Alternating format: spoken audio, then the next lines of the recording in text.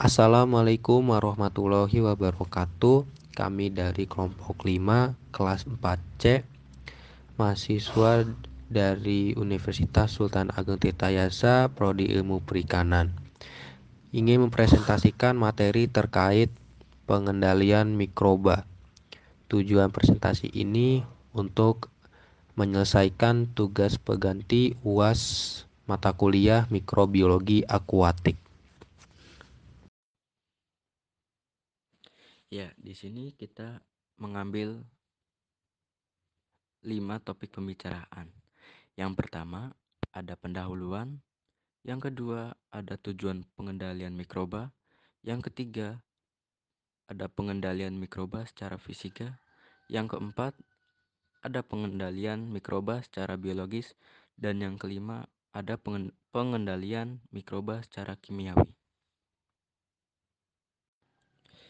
Di pendahuluan, kita menjelaskan mengenai pengendalian mikroba atau mikroorganisme adalah serangkaian langkah atau tindakan yang diambil untuk mengurangi atau mengendalikan jumlah dan aktivitas mikroorganisme, termasuk bakteri, virus, jamur, dan parasit.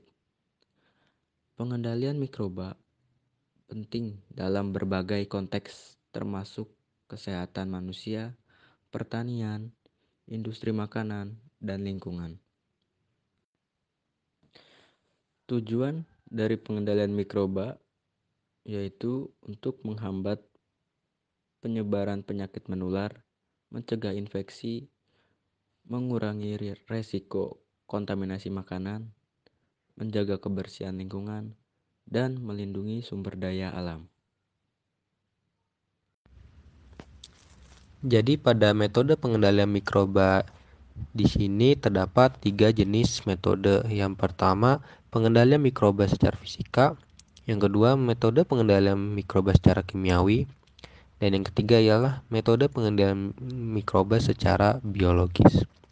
Secara singkatnya, metode pengendalian mikroba secara fisik ialah metode yang dilakukan dengan tindakan fisik atau mekanis untuk menghambat pertumbuhan atau membunuh mikroba. Untuk metode pengendalian mikroba secara kimiawi, secara singkatnya ialah metode yang menggunakan bahan kimia yang bertujuan untuk menghambat pertumbuhan mikroba. Dan yang metode pengendalian mikroba secara biologis ialah metode yang menggunakan organisme hidup untuk mengontrol mikroba atau mengendalikan mikroba.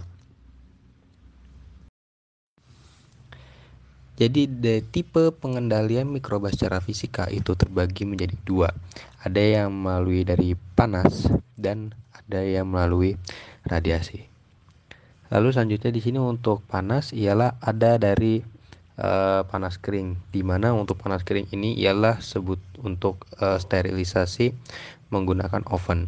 Untuk sterilisasi menggunakan oven ini ialah untuk bertujuan membunuh mikroba dalam menggunakan suhu tinggi, di mana suhu yang digunakan di sini ialah berkisar di atas 160 derajat Celcius dan membutuhkan waktu yang cukup sebentar, berkisar 5 hingga 10 menit.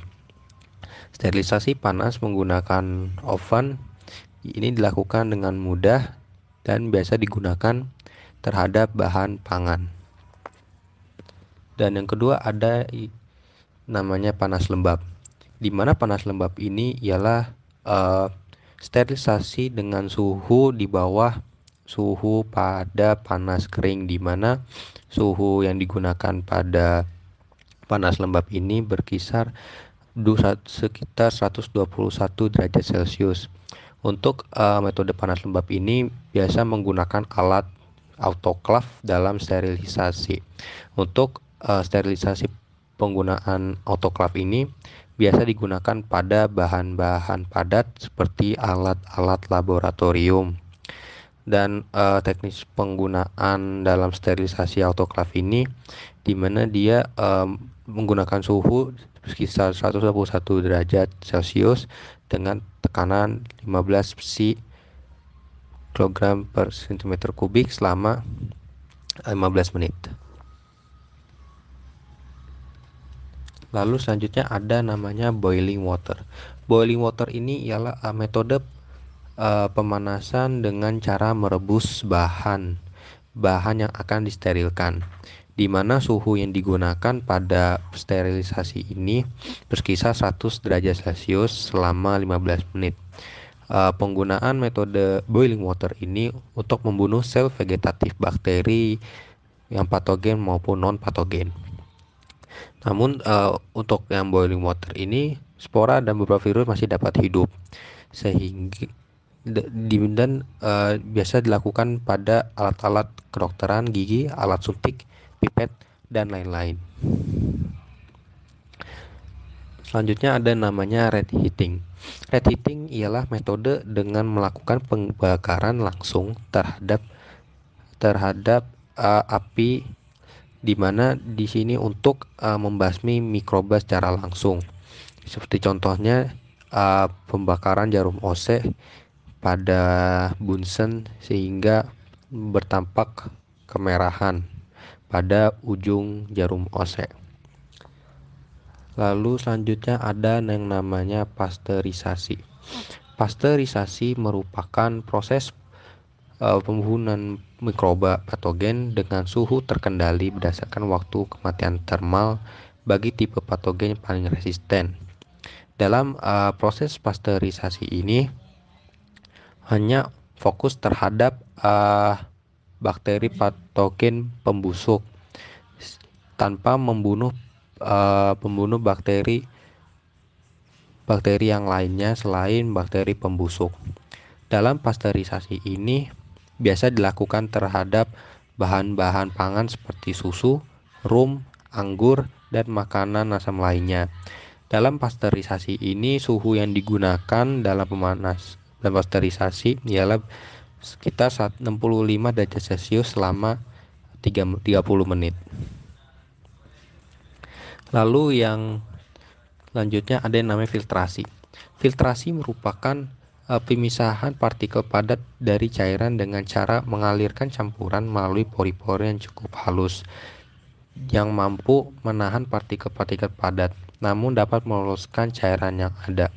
Pada filtrasi ini untuk menyaring mikroba-mikroba yang tidak diikutsertakan dalam cairan yang lolos ke dalam wadah. Jadi di sini untuk memisahkan mikroba-mikroba yang tidak diikutsertakan atau ingin dipisah dari larutan yang difilter. Lalu untuk yang selanjutnya ada namanya radiasi. Dan radiasi ini terbagi ke dalam dua, yaitu jenis radiasi yang ionisasi dan non ionisasi. Untuk radiasi ionisasi ini terdapat ada dua, yaitu sinar X-ray dan gamma. Dan untuk non ionisasi ada yang disebut ada namanya sinar UV atau ultraviolet. Selanjutnya ada namanya radiasi sinar X-ray. Radiasi sinar X-ray adalah radiasi yang memiliki daya tembus yang tinggi tetapi memerlukan daya energi yang besar. Dalam penggunaan X-ray ini biasa dalam aplikasian terhadap bidang medis. Untuk pengendalian mikroba sendiri, X-ray sangat jarang digunakan karena selain penggunaannya yang tinggi dalam daya energi, tetapi beresiko terhadap pemakainya sendiri. Lalu ada namanya sinar gamma. Sinar gamma merupakan radiasi dengan kekuatan tembus yang kuat dan penggunaan daya sumber energi yang lebih efisien daripada sinar X-ray. Dalam sinar radiasi gamma ini biasa digunakan dalam mensterilkan mikroba-mikroba terhadap bahan pangan, di mana sifat dari gamma sendiri di sini memiliki kemampuan dalam merusak materi genetik mikroorganisme seperti DNA dan RNA, di mana dari kemampuan ini dapat menghentikan pertumbuhan dan reproduksi mikroba. Yang selanjutnya ada yang namanya sinar ultraviolet atau sinar UV. Dari jenis sinar UV tersendiri ada terbagi menjadi 3, yaitu UVA, UVB, dan tipe UVC. Dalam pengendalian mikroba sendiri, di sini menggunakan jenis UVC yang biasa dipakai karena sifat sterilisasi yang kuat, di mana sinar UVC ini sendiri memiliki panjang gelombang antara 200 hingga 280 nanometer. Sifat dari UV ini mampu dalam membunuh atau menginaktifkan mikroorganisme seperti bakteri, virus, dan jamur. Tipe pengendalian mikroba secara kimiawi ada 2. Yang pertama, gas, dan yang kedua, cairan. Sterilisasi gas. Sterilisasi gas adalah cara menghilangkan mikroorganisme dengan menggunakan gas atau uap yang membunuh mikroorganisme dan sporanya.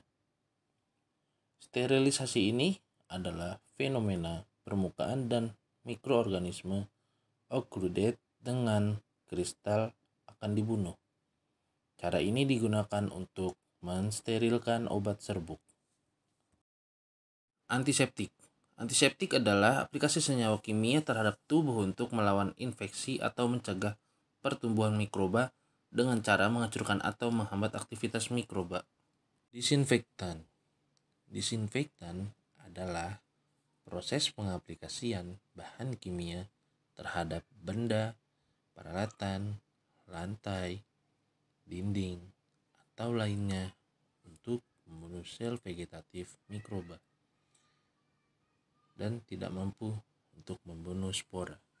Antibiotik. Antibiotik adalah substansi yang dihasilkan oleh mikroorganisme lain pada konsentrasi rendah. Antibiotik ini pertama kali ditemukan oleh Alexander Fleming. Dia menemukan penisilin G dari jamur Penicillium notatum pada tahun 1929. Lalu pengendalian mikroba yang terakhir yaitu secara biologis. Pengendalian mikroba secara biologis itu terbagi menjadi 2. Ada fermentasi dan predasi mikroba. Fermentasi.